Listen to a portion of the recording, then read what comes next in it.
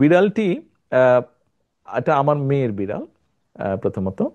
তো আহ, ও এখন অবশ্য সবারই হয়ে গেছে, আমরা সবাই ওকে আদর করি। বিষয়টি এরকম, শুধু বিড়াল নয়, আমরা যখন, আমি এবং আমার ভাই যখন ছোট ছিলাম, আমাদের একটি ছোট কুকুরও ছিল। ইভেন তখন আমাদের বাসায় আম্মা, উনি হাঁস মুরগি পালতেন, ছাগলও ছিল আমাদের বাসায়, উনি ছাগলও কয়েকটি পালতেন। তো স্বাভাবিকভাবেই আপনি যেই দৃষ্টিকোণ থেকেই বলেন, পোষা কুকুর বিড়ালই বলেন। ও বাই দ্য ওয়ে, কবুতরও ছিল আমাদের বাসায়। শুধু কবুতর না, আমাদের বাসায় আপনার ছোট ছোট একটি বিরাট বড় একটি খাঁচা ছিল, সেই খাঁচার মধ্যে কিন্তু পাখি ছিল বিভিন্ন রকমের। এবং আবার আরেকটি খাঁচা ছিল যেটার মধ্যে একটা ময়না ছিল। তো ময়নাটা আমরা বরিশাল থেকে এনেছিলাম। ও আবার বরিশালী ভাষায় কথাও বলতো, টুকটুক করে মাঝে মাঝে কিছু কিছু কথাও বলতো। তো কাজেই এই বিষয়টি হঠাৎ করেই না।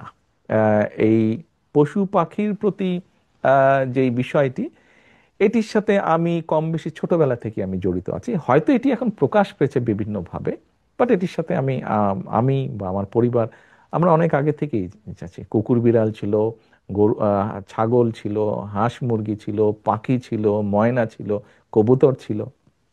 ধর্মীয় দৃষ্টিকোণ থেকে যদি আমরা চিন্তা করি, মানুষ আমরা, আমাদেরকে আল্লাহ সৃষ্টির সেরা জীব হিসেবে তৈরি করেছেন। আমাদের দায়িত্ব কিন্তু আল্লাহর সৃষ্টি যা কিছু আছে প্রকৃতির, তার প্রতি কিন্তু যত্ন নেওয়া আমাদের দায়িত্ব। এটি একটি বিষয়।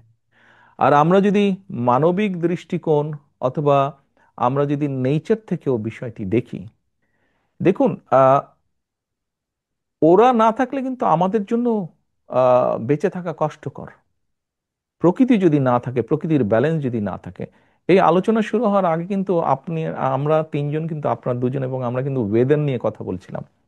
এই ইংল্যান্ডের বা ইউকের ওয়েদার নিয়ে আমরা আলাপ করছিলাম। এবং আমি বলছিলাম যে আমার এই 17 বছর অভিজ্ঞতায় দেখেছি যে ওয়েদার মনে হয় একটু একটু এখানেও চেঞ্জ হয়েছে। আমরা দেখেছি বাংলাদেশে, পত্রপত্রিকায় দেখেছি পলিউশন ঢাকা শহরে। নর্মালি আমরা জানি যে একটি দেশের টোটাল অংশের মধ্যে অ্যাটলিস্ট 25% গ্রিন দরকার, বনায়ন দরকার, ফরেস্টেশন দরকার। এই মুহূর্তে বাংলাদেশে আমি যতটুকু জেনেছি এটি 12%-এর মতন, উইচ ইজ ভেরি ডেঞ্জারাস। তো এইগুলো নিয়ে আমরা কাজ করছি কিভাবে আমরা বাড়াবো।